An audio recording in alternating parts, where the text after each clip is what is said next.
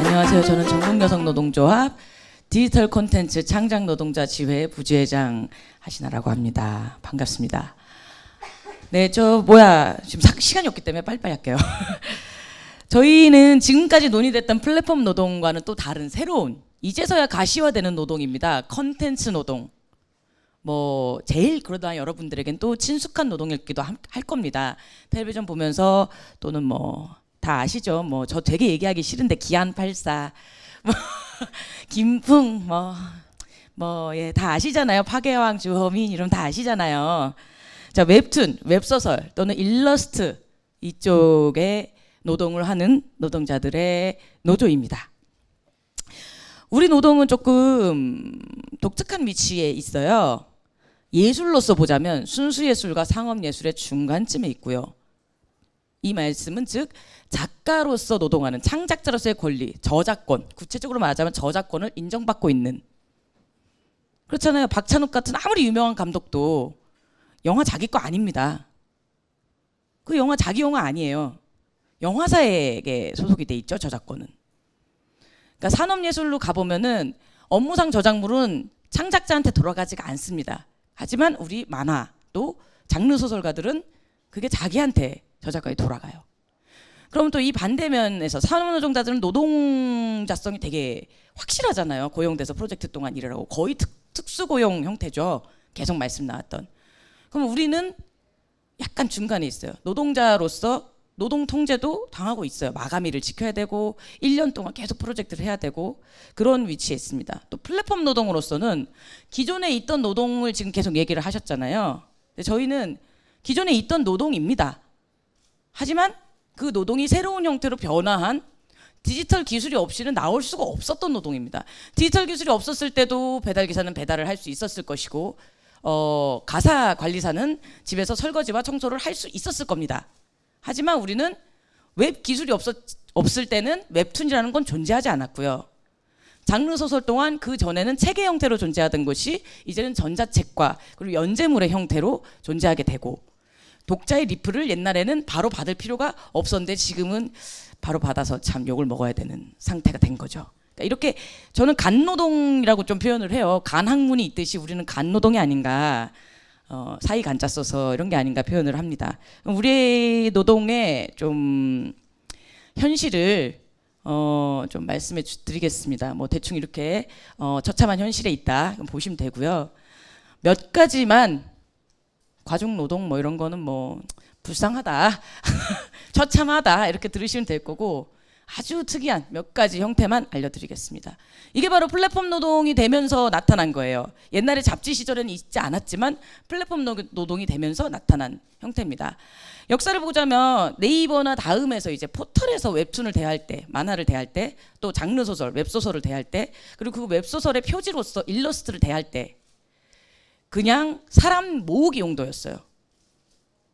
그걸로 수익을 창출하지 않는단 말이죠. 그냥 곁다리예요. 예를 들어 횟집의 무채 같은 거죠. 상추 약간 깔아놓고 파슬리 같은 거죠. 먹을 수는 있지만 아무도 먹지 않는. 파슬리에 대한 값을 지불하지 않는 거죠. 우리는 광어에 대한 값을 지불하는 거죠. 그런데 그러면 굉장히 이제 의자가 한정돼 있잖아요.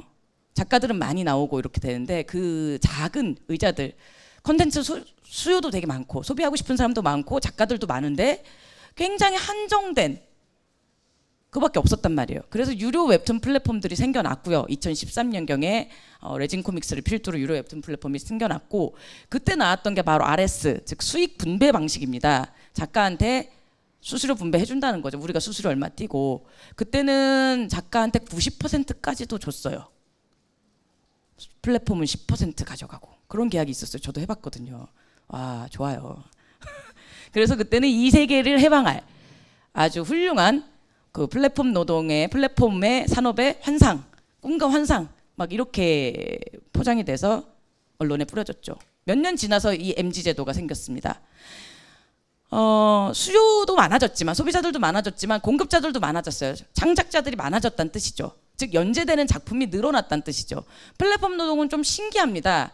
플랫폼이 크면 클수록 소비자도 좋고 공급자도 좋습니다. 한 자리에서 다 쓰거든요. 다른 산업들은 그렇지 않아요. 경쟁을 하잖아요. 경쟁을 하면 가격이 다운이 되고 그러면 소비자가 더 좋은데 플랫폼은 안 그래요. 여러분 그런 생각 안 해보셨어요? 왓챠랑 넷플릭스랑 디즈니랑 다 통합해서 한 번에 다 볼 수 있었으면 좋겠다. 나는 한 달에 만 얼마만 결제하고. 이게 이득이잖아요, 소비자한테. 플랫폼으로 모이면 모일수록 이득입니다. 그래서 플랫폼들은 만화든 웹소설이든 작품을 최대한 자기 플랫폼 안에 많이 가두려고 합니다. 지금 비독점으로 또 많이 풀리는 상태고요. 여기 있는 작품이 저기서도 풀리게 되는 상태예요. 그런 상태에서 많아지니까 모든 작품이 고수익을 올릴 수는 없어요. 그래서 90%를 준다고 해도 별로 뭐 무슨 한 달에 어떤 작가는 2,000원 벌고 막 이런 상황이 벌어지게 되죠. 그럼 못할 거 아닙니까? 작품 연재를 못하니까 떨어져 나가게 돼요. 그래서 미니멈 개런티라는 개념을 도입합니다. MG. 이게 기가 막힌 거예요. 전 세계적으로 지금 한국에서 처음 나오는 건데 잘 들으세요. 이해하기가 되게 힘드세요. 자, 플랫폼과 작가가 지금은 수수료 비율이 7대3까지 왔습니다. 원래 처음에 작가 9, 그러니까 1대9였다가 지금 7대3까지 온 거예요. 이 많아지니까. 이렇게 처참해 졌는데 자, 7대3 괜찮아요. 전에 만약에 100만 원을 버는데 내가 90%였던 것보다 지금 1,000만 원 버는데 제가 30%인 게 더 낫잖아요. 그런 건 큰 불만 없습니다. 근데 7대3인데 미니멈 개런티라는 걸 도입을 해요. 고료를 지불하지 않아요. 수익 분배만 하는 거죠. 플랫폼 노동이죠. 자, 보시면 이건 좀 이따 설명하고 MG로 한 달에 200을 받는다고 칩시다. 한 달에 4번 연재를 하니까 회차당 50만 원씩 회차당 50만 원씩 200을 받는다고 보통 회차당 계약이거든요. 생각해 보세요. 그러면 이번 달에 만약에 내 작품이 400만 원의 매출을 찍었어요. 그러면 작가한테 돌아오는 수익 분배 금액은 얼마가 될까요? 제가 200 먼저 받았잖아요. 근데 400을 찍었단 말이에요. 잘 모르시겠어요? 원래 우리 한국 사람들 대답을 안 하는 게 그죠? 400만 원 찍었어요. 내 작품이 7대3 계약인데 아닙니다. 한 푼도 돌아오지 않습니다. 200만 원을 줬잖아요. 수익 분배를 예정하고 200만 원을 줬지 않습니까? 저한테 7대3으로 수익 분배하기로 했잖아요. 그럼 원래 나와야 되는 건 뭐죠? 200을 나한테 주려면 559만 원 정도 되죠. 599만 원인데 잘못 쓴 것 같네요. 600만 원 정도 됩니다. 그렇죠? 7대3이니까. 근데 내가 400만 원밖에 못 찍었어요. 플랫폼은 저한테 줄 돈이 없습니다. 오히려 제가 200만 원의 빚이 생겼죠.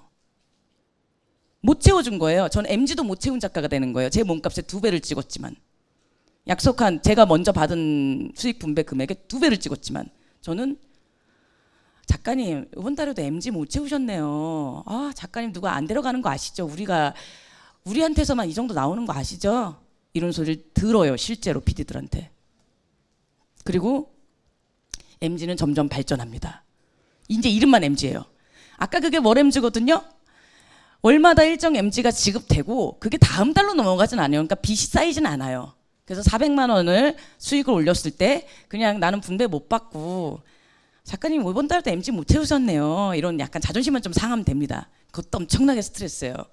내가 존재감에 되게 타격이 오거든요. 그런데 누적 MG로 넘어가면은 그 200이 빚이 됩니다. 내가 600을 채워야 됐었는데 400밖에 수익을 못 올렸잖아요. 넘어갑니다. 그게 다음 달로 또 다음 달로 또 다음 달로 또 다음 달로. 그래서 이론상 회차당 50만 원, 월 MG 200씩을 받고 50회차를 1년 동안 연재했을 때 1년 56주니까 휴재기간 대충 치면 1년 동안 연재하거든요. 50회차를 연재했을 때는 매달 200씩 제가 빚을 지는 셈이죠. 그럼 이번 달에 600 못 채웠으면 다음 달에는 200 넘어갔으니까 800 채워야 되고 그 다음 달에는 1000만 채워야 되고 해서 계속 매달 내가 400만 원씩만 벌었을 경우에 1년 뒤에 연재가 끝나면 저는 1억의 빚이 생깁니다. 그럼 그걸 어떻게 채워야 되느냐? 통합 MG라는 제도가 등장합니다. 그래도 못 채우는 작가들이 있으니까 그 작품의 2차 판권, 뭐 굿즈, 해외 서비스 모든 걸 동원해서 플랫폼에 이득이 될 때까지 채워줘야 돼요. 그게 통합 MG입니다. 여기서 진행해서 최근에는 뭐가 생겼냐면 이 자료에는 만들 당시에는 없었는데 최근에 뭐가 생겼냐면 브랜드 MG라는 게 생겼습니다. 같은 에이전시에 소속된 작가끼리 연대 책임. 기가 막히지 않습니까 이거? 선진적이에요 아주. 이런 돈을 벌 수밖에 없죠. 절대로 손해보지 않아요. 자, 이런 것만 봐도 지금 이거 하나만 있는 게 아니고 뭐 여러 개가 있어요. 심지어 공모전 상금마저 이렇게 MG로 지급을 해서, 아니 무슨 상금인데, 그런 경우도 있고 정말 여러 가지가 있어요.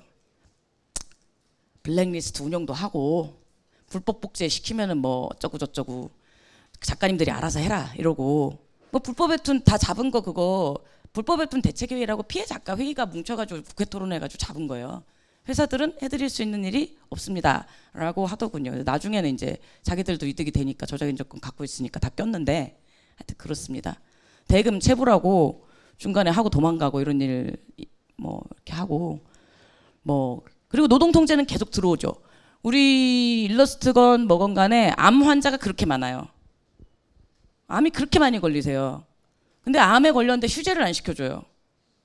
작가님 갑상선 암은 착한 거예요.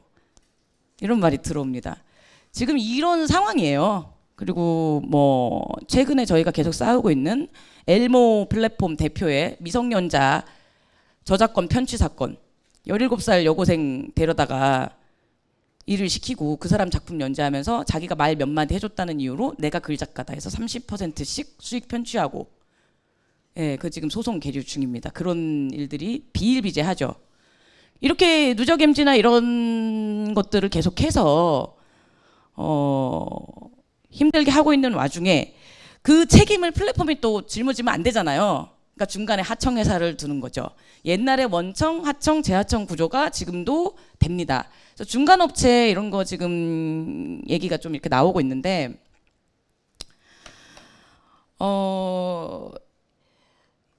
지금 여러분이 보실 수 있는 특히 이제 K 플랫폼 같이 가장 큰 플랫폼은 작가가 직접 계약을 할 수가 없습니다.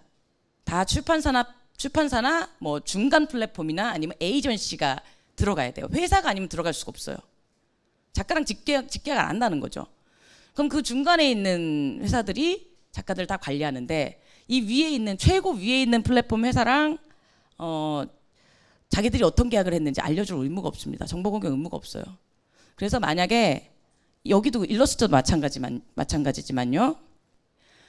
총 매출이 만약에 1,000만 원이라고 계산했을 때 K 아시는 페이지 그 페이지에서 1,000만 원이 낮다고 쳐요. 우리는 알 수가 없어요. 우리는 알 수가 없지만 1,000만 원이 낮다고 쳐요. 그럼 일단 거기서 망 사용료로 2코인을 1코인으로 계산을 한다고 해요. 이거는 뭐 정확한 건 아닙니다만 지금 생중계돼서 말을 조심하는데 네, KT의 망 사용료로 뭐 준다고 합니다. 얼마 몇 퍼센트인지는 정확하게는 몰라요. 하여튼 50% 준다는 설이 있어요. 설이 있어요. 저희는 정보를 알 수가 없습니다. 창작자들은. 근데 뛰어가고 그 다음에 그 남은 거에서 그 페이지가 모 K 페이지가 30% 정도를 뛰어갑니다.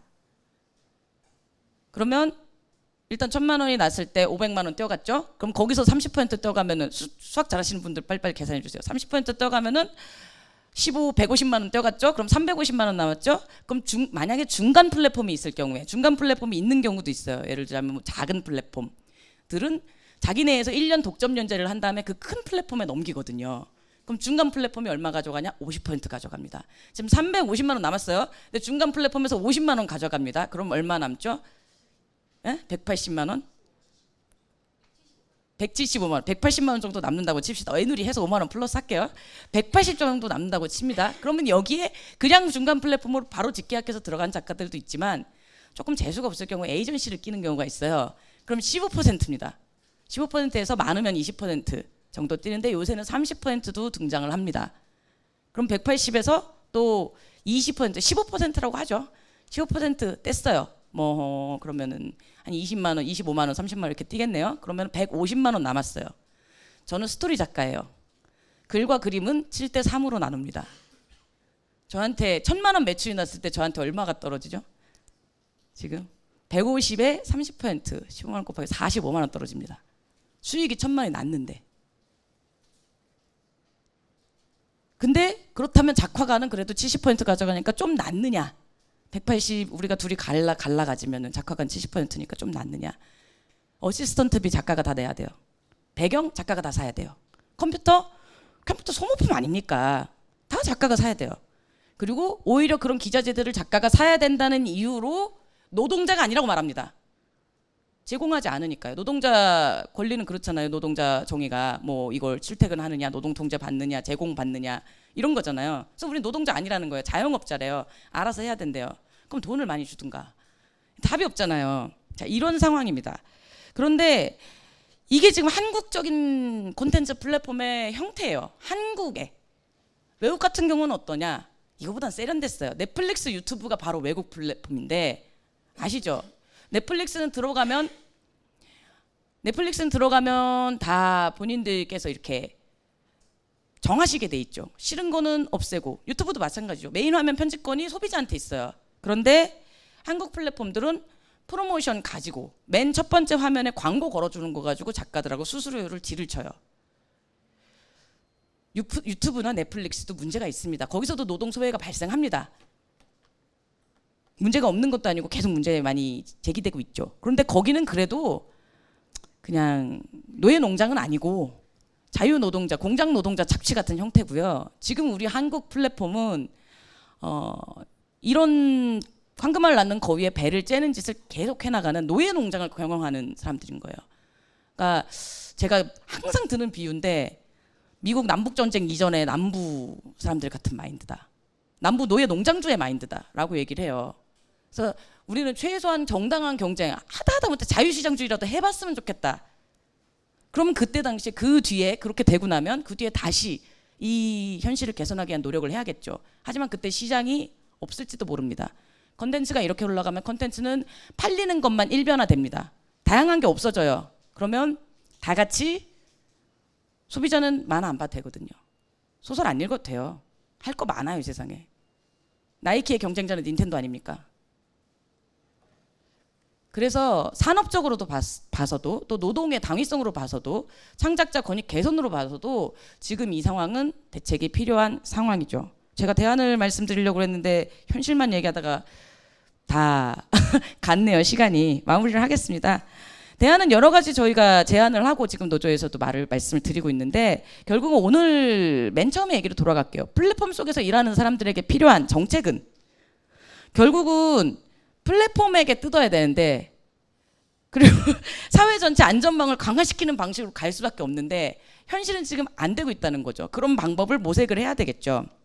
예를 들자면 지금 고용보험 문제만 해도 제가 고용보험 때문에 고용노동부 들어가서 회의를 들어갔더니 플랫폼에게서는 징수할 수 없대요. 중간에 있는 저 여기 이거에 나오는 에이전시한테 반, 창작 노동자들한테 반 이렇게 해서 고용보험 집행해야 된다는 거예요. 그래서 내가 왜요? 플랫폼들한테 징수하셔야죠. 그랬더니 문체부에서 좀 어렵겠다 뭐 이렇게 얘기를 하셨다고 하네요. 문체부가 왜 그랬을까? 이해가 안 되네. 왜 그렇게 말씀하셨을까? 그렇게 얘기한 적이 있어요. 보다 적극적으로 시민과 또 창작 노동자와 또 그냥 단순히 업계가 아니라 사회 전체의 힘이 필요할 때가 아닌가. 사회 전체 안전망을 확충하고 또 노동자성의 더 넓은 적용이 필요할 때가 아닌가. 이런 생각을 해봅니다. 마치겠습니다.